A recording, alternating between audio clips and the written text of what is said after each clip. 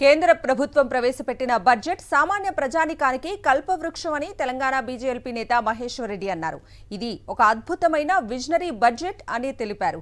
దేశ ప్రజలందరూ ఉత్సాహంగా స్వాగతిస్తున్నారని వెల్లడించారు. పేదలు, యువత, రైతాంగం, ఆరోగ్యం అన్ని వర్గాలకు చేయూతనిచ్చేదన్నారు. ట్యాక్స్ మినహాయింపు ద్వారా సామాన్యులకు ఊరటనిస్తుంది అన్నారు. కేంద్ర ప్రభుత్వం ప్రవేశపెట్టినటువంటి బడ్జెట్ సామాన్య ప్రజానీకానికి ఒక కల్పవృక్షంలాగా ఒక అద్భుతమైనటువంటి బడ్జెట్ ఈరోజు ప్రవేశపెట్టడం జరిగింది. ఇది ఒక కల్ప తెరువు, ఒక విజనరీ బడ్జెట్ అని చెప్పి నేను తెలియజేస్తా ఉన్నాను. చాలా గొప్పగా మరి సామాన్యుల కళలు సాకారం చేసే విధంగా ఈ బడ్జెట్ ఉన్నదని, ఒక విజనరీ బడ్జెట్గా ఈరోజు దేశవ్యాప్తంగా ప్రజలందరూ కూడా ఈరోజు ఉత్సాహంగా ఈ బడ్జెట్ని స్వాగతిస్తున్న సంగతి నేను గుర్తు చేస్తా ఉన్నాను.